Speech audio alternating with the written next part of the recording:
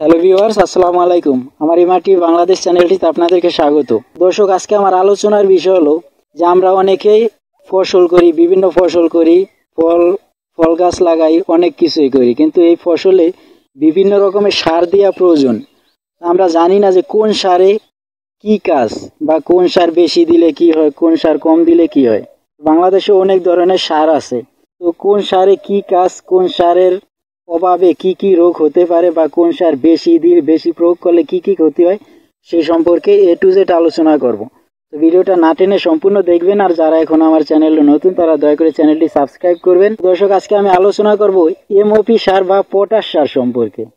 MOP বা potash সারের কাজ কি? MOP বা মিউরেট অফ পটাশ সারের শতকরা 50% পটাশিয়াম থাকে। MOP উদ্ভিদ কোষের বেদ্যতা রক্ষা করে, উদ্ভিদে শর্করা ও শ্বেতসার দ্রব্য পরিবহনে সহায়তা করে থাকে, লৌহ ও ম্যাঙ্গাজিনের কার্যকারিতা বৃদ্ধি করে থাকে, উদ্ভিদে প্রোটিন বা আমিষ উৎপাদনে সহায়তা করে থাকে, উদ্ভিদে পানি পরিশোষণ, টিকরণ ও চলাচলে অর্থাৎ সার্বিক নিয়ন্ত্রণে অংশগ্রহণ করে থাকে, গাছের কাঠামো শক্ত করে এবং রোগ প্রতিরোধ ক্ষমতা বাড়ায়, নাইট্রোজেন ও ফসফরাস পরিশোষণে সমতা বজায় রাখে।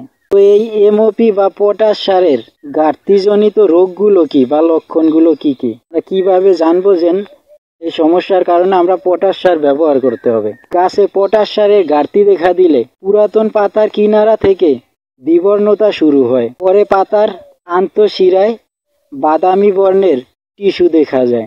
এছাড়াও পাতার উপরিভাগে কুঞ্চিত হতে বা বাজ পড়ে থাকতে দেখা যায়।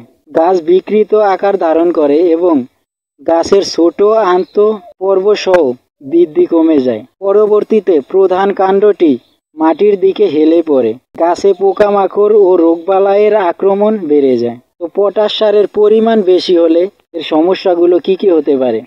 জমিতে বা গাছে পটাশ সার প্রয়োগের পরিমাণ বেশি হলে ক্যালসিয়াম ও ব্রোনের শোষণ হার কমে যায়, ফলে ব্রোনের অভাবজনিত লক্ষণ দেখা যায়। পানি নিঃসরণের হার কমে যায় এবং গাছের বৃদ্ধি অস্বাভাবিকভাবে হ্রাস পেতে থাকে।